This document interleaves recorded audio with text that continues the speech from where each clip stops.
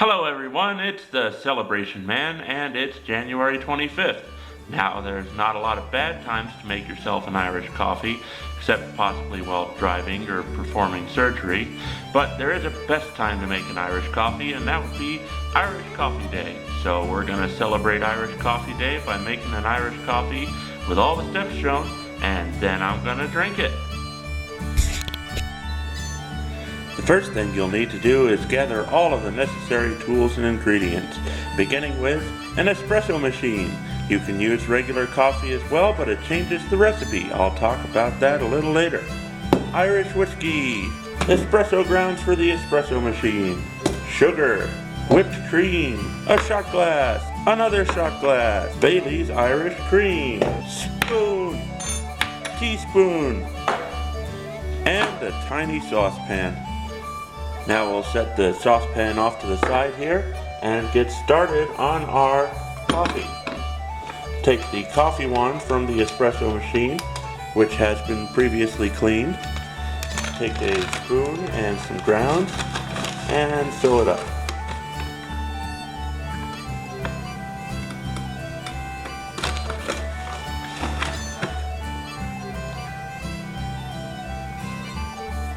Made a little bit of a mess there, but that's okay. Take the tip of the spoon and tamp down the grounds with it, because tamped down grounds give a better flavor in the espresso machine.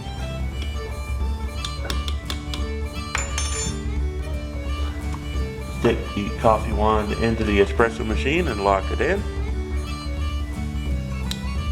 And wait for the machine to get up to temperature. Now that the machine is up to temperature, take our shot glasses and deposit them under the nozzles here and pull ourselves a couple of shots.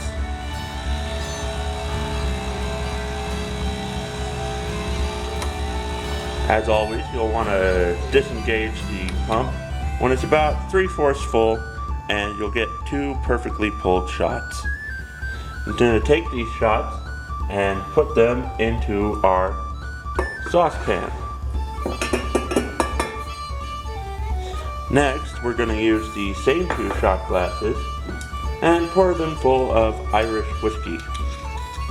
I like Bushmills for this, but Jameson is also an acceptable alternative.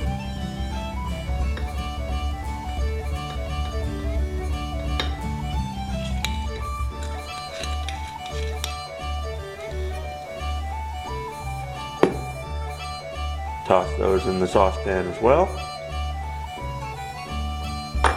And then, because we're using espresso, we're also going to add 2 shots of water to get the right balance of coffee and whiskey.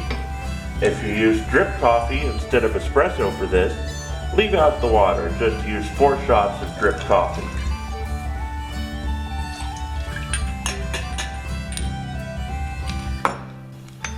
Get yourself your sugar, which I'm using the natural turbinado cane sugar style of sugar, and pour yourself out a teaspoon.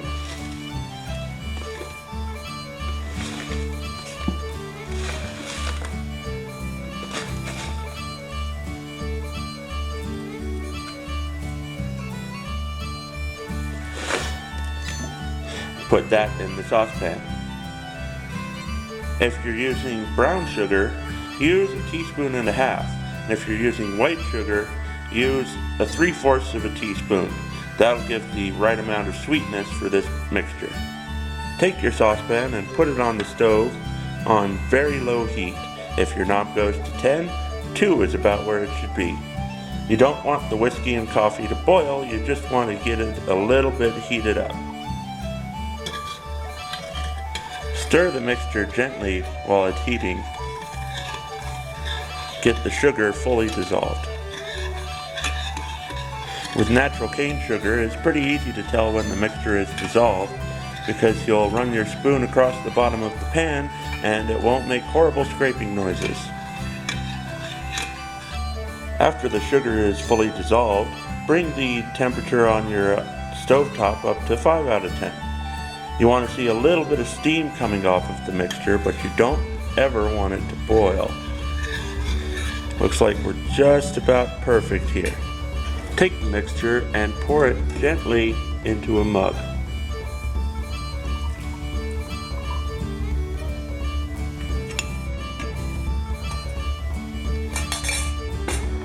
Now, the original recipe calls for heavy cream, but what the British and Irish call heavy cream doesn't actually exist in the United States because of regulations.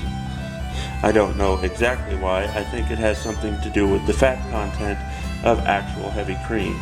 So what we're going to do is we're going to take a shot of Bailey's Irish cream and pour it gently on top.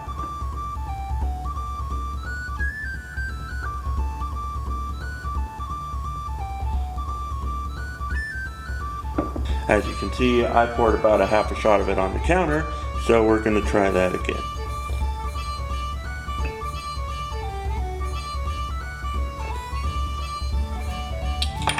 Then to top it all off, we're going to put some whipped cream on the top. This is not traditional, but it is delicious.